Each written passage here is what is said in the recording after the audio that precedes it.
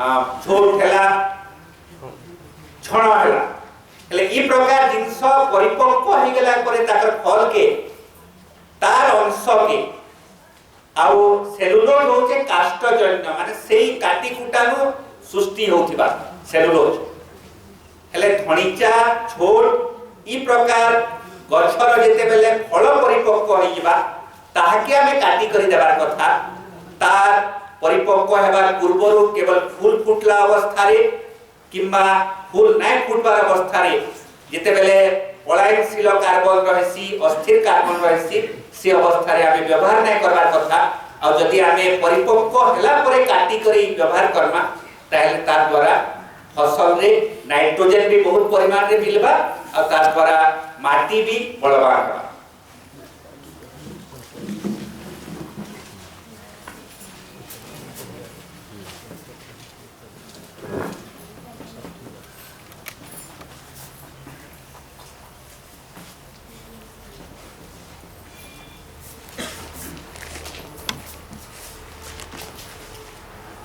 साथियों, जो तीसरा है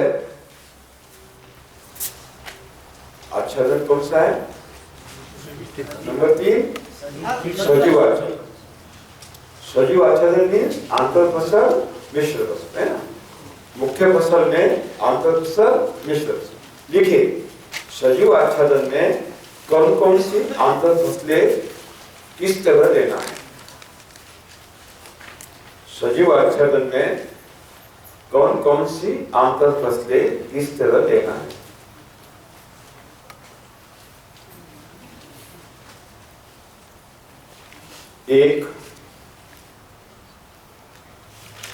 एक दल मुख्य फसल में द्विदल आंतर फसल लेना है। एक दल मुख्य फसल में द्विदल आंतर फसल लेना है।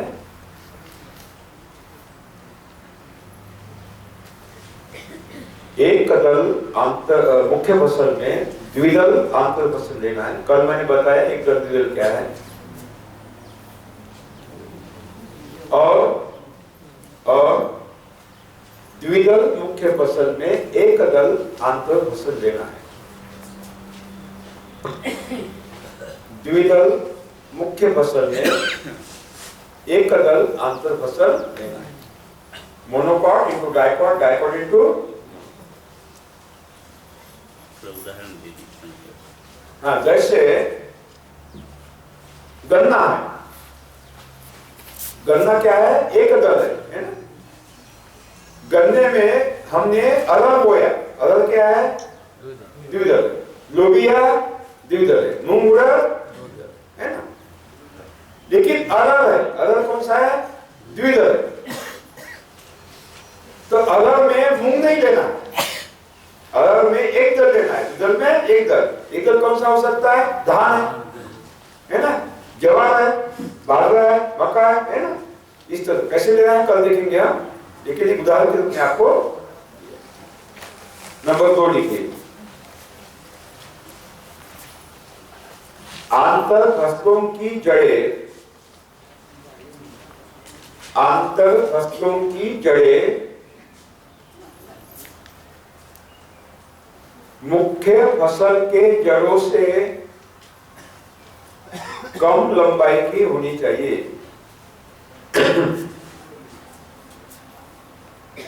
आंतर फसलों की जड़ें मुख्य फसल के जड़ों से कम लंबाई की होनी चाहिए ताकि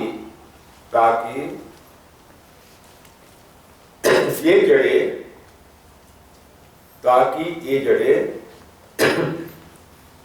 मुख्य फसल के जड़ों के साथ नमी के लिए प्रतिस्पर्धा नहीं करेगी। नमी के लिए प्रतिस्पर्धा नहीं करेगी।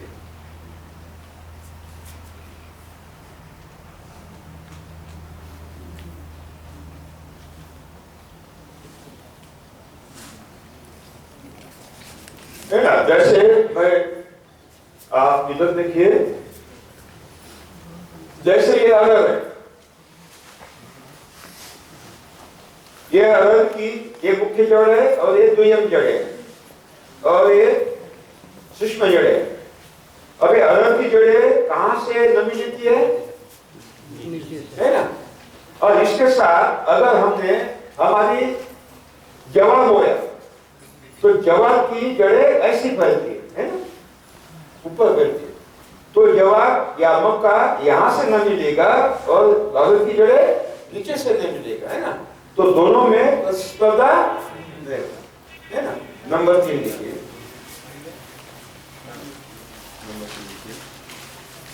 आंतर फसलों की आयु, आंतर फसलों की आयु मुख्य फसल के आयु का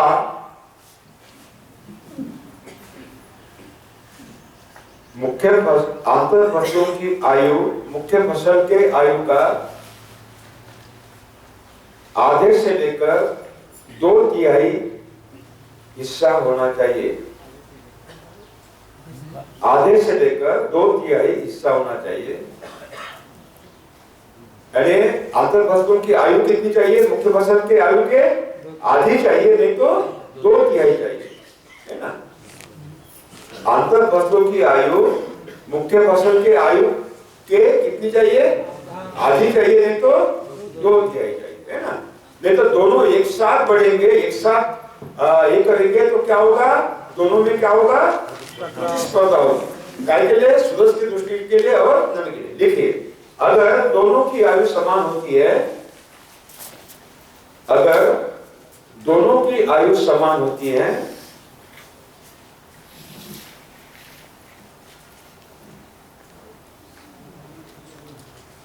तो दोनों में सूरज की ऊर्जा, सौर ऊर्जा, सौर शक्ति और नमी लेने के लिए प्रतिस्पर्धा निर्माण होती है। सूरज की ऊर्जा और नमी, इन दोनों की उपलब्धि के लिए प्रतिस्पर्धा निर्माण होती है, जिससे दोनों कुपोषित रहते हैं।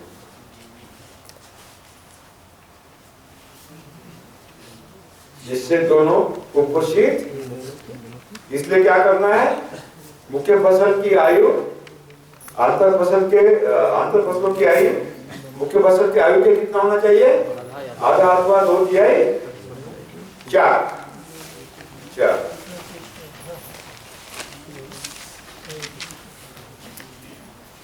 आंतर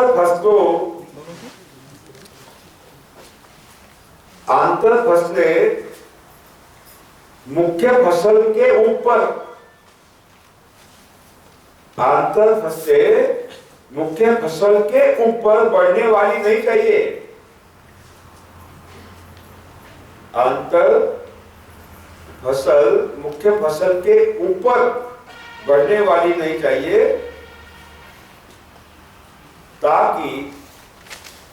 ताकि उन दोनों में सूरज के रोशनी के लिए प्रतिस्पर्धा नहीं होगी।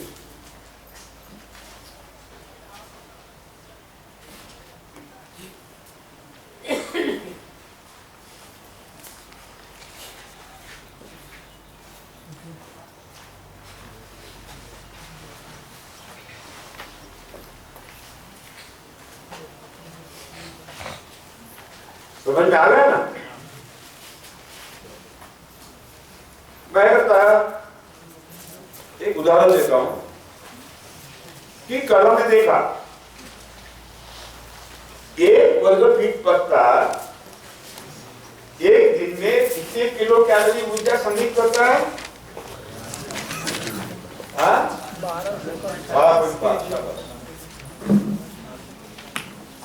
1 वर्ग फीट पत्ता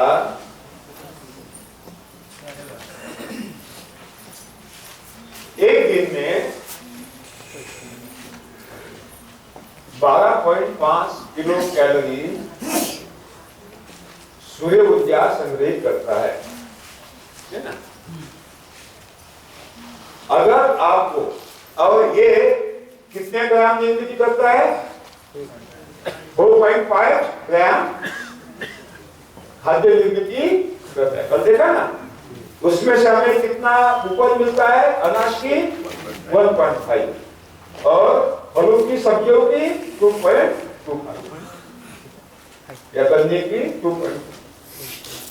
इसका मतलब है कि जितने पत्तों के ऊपर जितनी ज्यादा सूरज की रोशनी मिलेगी उतनी ज्यादा तादाद में हमें क्या मिलेगा? उत्पादन मिलेगा, है ना। अगर आपको प्रति एकड़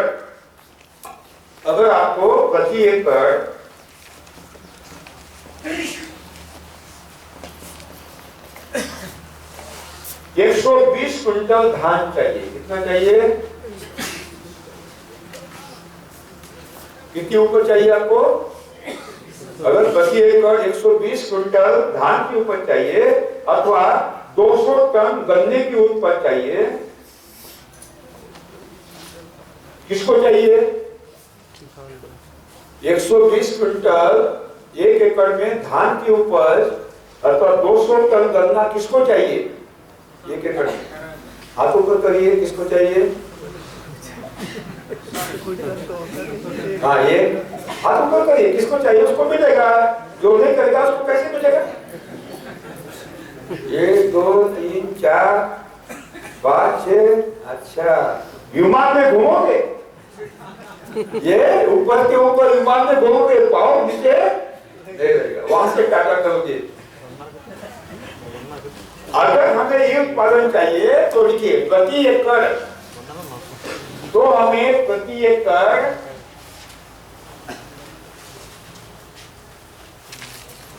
खड़े फसल के पौधों में, तब हमें प्रति एकड़ खड़ी फसल के पौधों में 160 करोड़ किलो कैलोरी सौर ऊर्जा संग्रहित करना होगा।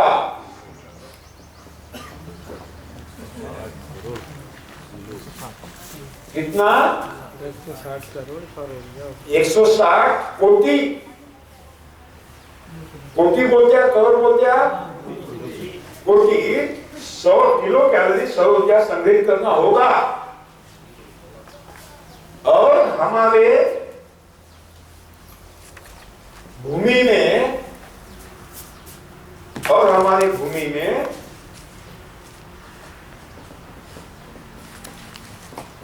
2.5% प्रतिशत जैविक कार्बन संग्रहित करना होगा।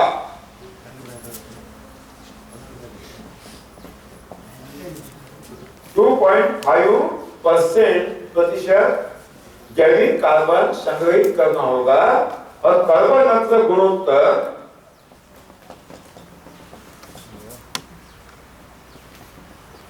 मालूम है ना? CH10 को 1 होना चाहिए। What are the targets? पहला टारगेट है 1 एकड़ में 160 कोटि किलो कैलोरी सूर्य ऊर्जा हमें फसल के शरीर में संग्रहित करना होगा।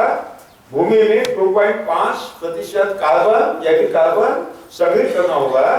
और कार्बन नाइट्रोजन का अनुपात कितना होना चाहिए? भूमि में 10 किलो कार्बन इकट्ठा किया तो कितना किलो नाइट्रोजन जमा करना पड़ेगा?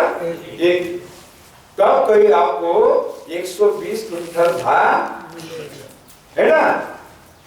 नहीं तो केवल घूमने से, भाषण करने से नहीं। तो इसके लिए क्या करना होगा? रासायनिक खेती करना नहीं होगा। क्या होगा?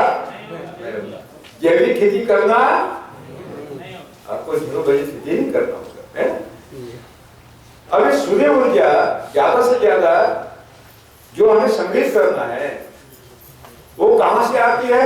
सूरज के रोशनी से मिलती है ना। तो उस रोशनी की तीव्रता कितनी होती है? What is the intensity of solar light? और कौन सी तीव्रता पौधों को चाहिए ये भी हमें देखना है ना। जो सूरज से हमें सौर ऊर्जा पकड़ना है, उसकी प्रखरता इंटेंसिटी कौन सी चाहिए ये भी हमें देखना होगा। अभी हम देखेंगे, ये समझ में आ गया?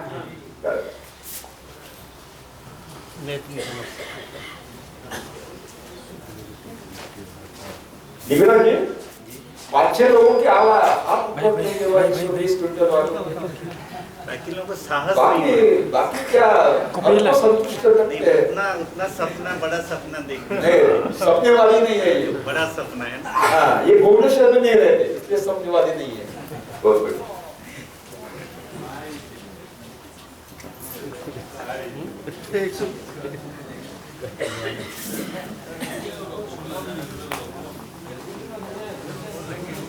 साथियों, 4 लोग please keep quiet, don't discuss.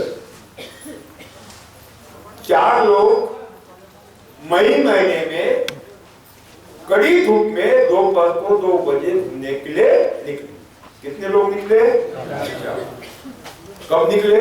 मई महीने में कड़ी धूप में दोपहर को 2 बजे, 48 डिग्री सेंटीग्रेड तापमान।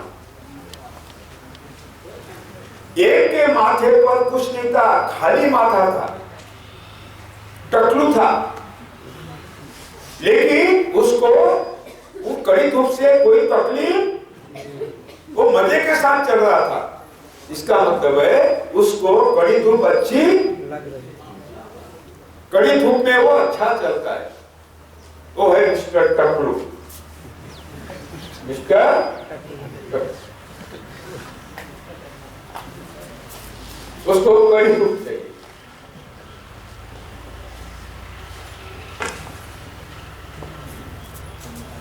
इस कड़ी धूप की तीव्रता कितनी होती है? 7,000 से 12,000 फुट के अंदर। कितनी प्रखरता होती है? आप प्रखरता बोलते हैं, तीव्रता बोलते हैं?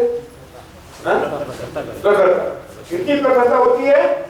7,000 से लेकर 12,000 फुट कैंडल प्रखरता।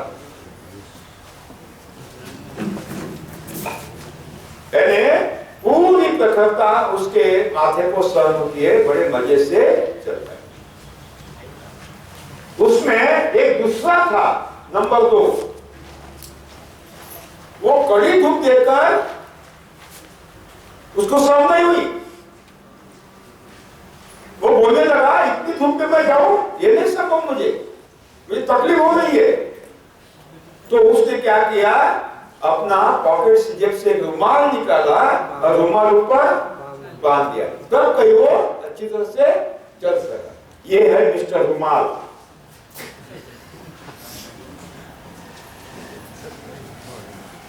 मिस्टर रुमाल को कड़ी धूप नहीं चाहिए, क्या चाहिए? हिलती डुलती छाया चाहिए, धूप छांव चाहिए। उसको क्या बोलते हैं आप? धूप छांव। धूप छांव चाहिए। ये धूप छांव होती है, इसकी तीव्रता प्रखरता कितनी होती है? 5,400 to 6,000 फुट के प्रखरता।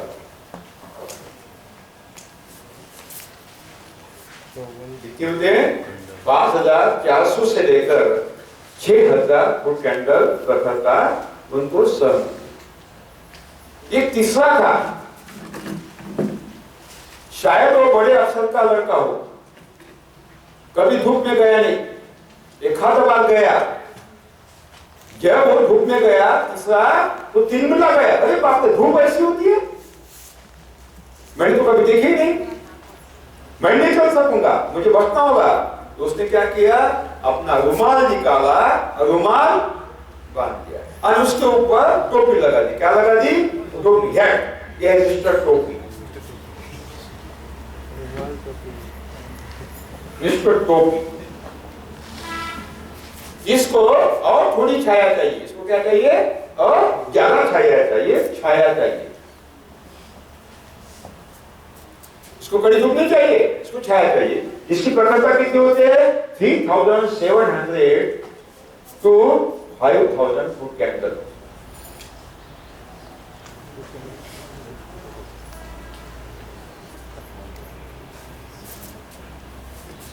और चौथा था नेपाल का राजकुमार। अब सत्ता गई, पहले गया, रास्ते पर आया, कभी जन्म में कभी धूप देखी नहीं थी, एसी कार में घूमता था, लेकिन रात चला गया तो अब रास्ते पर आ गया, अब तिलमिला गया, बाप रे धूप ऐसी होती है, अरे मैं पहली बार मैं देख रहा हूँ, मैं मरूंगा, मैं नहीं जा सकता, लेकिन चलना तो होगा। तो उसने रुमाल निकाला, रुमाल बाद में रुमाल के ऊपर क्या लगाया, टोपी लगाया, और टोपी के ऊपर क्या लगाया, छाता लगाया। ये है मिस्टर छाता।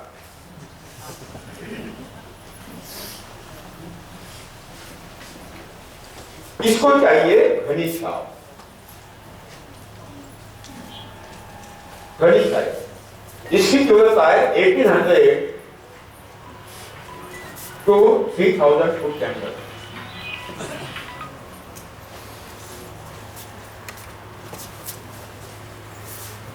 इसका मतलब है कि हर मानव को सूरज की रोशनी की समान प्रखरता सहन, हर मानव को अलग अलग प्रखरता सहन करने की क्षमता ईश्वर ने दी है।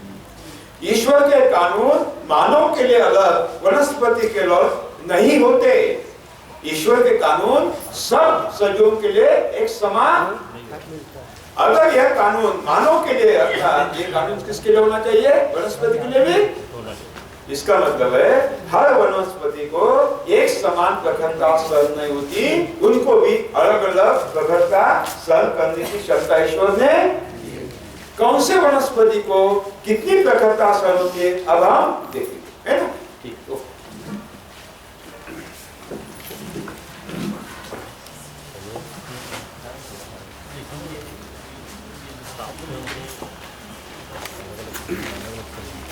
जीरो बजे प्राकृतिक चाषर सजीव आच्छादन विषय चर्चा कला बेल के आमे आउ गोटे नुआ दिग आड़े गति करुछु। आउ सजीव आच्छादन ता काणे बोली करी आमे जेते बेले बुझबार लागि चेष्टा करुछु, गोटे नुआ पद्धति कथा आसुछे। जेन भाई माने हिंदी बोधे बुझी जाइछन से माने टिके बाहर के जीवार लागि चाहूछन, आवश्यकता के हमें नहीं रोकू, किंतु से माने जल्दी पले आसे मी कहि सारला परे संगे संगे पालेकर जिनकर वक्तव्य आरंभ होएबा। सेथिर लागि सजीव आच्छादन रो जेन पद्धतिटा रहउछे ताके हिंदी रे कहा जाउछे आंत फसल, ताके हमर उड़िया रे मिश्रित फसल बोली करी भी कहा जाउछे। मिश्रित फसल माने होउछे जे प्राकृतिक व्यवस्था रे विभिन्न फसल मानकर भितरे जेन सहजीवन रो संपर्क रहउछे, परस्पर के सहयोग करबार संपर्क रहउछे, सेही व्यवस्था के सृष्टि करबार लागि आमे केवल गुटे रकम रो फसल नाही करी करी मिशामिशी फसल करबार कथा। केन फसल संगे केन फसल कर्मा जहाँ द्वारा फसल मान को परस्पर सहयोग मिलबा ताके नहीं करी प्रकृति रो किछि विज्ञान अच्छे। अब से विज्ञान के आमे यदि हल करी नहीं बुझबा ताहे निश्चित भावरे जीरो बजेट प्राकृतिक चाष रे ई जे मिश्रित चाष मिश्रित फसल रो जे गुरुत्व अच्छे ताके आमे बुझी नहीं पार।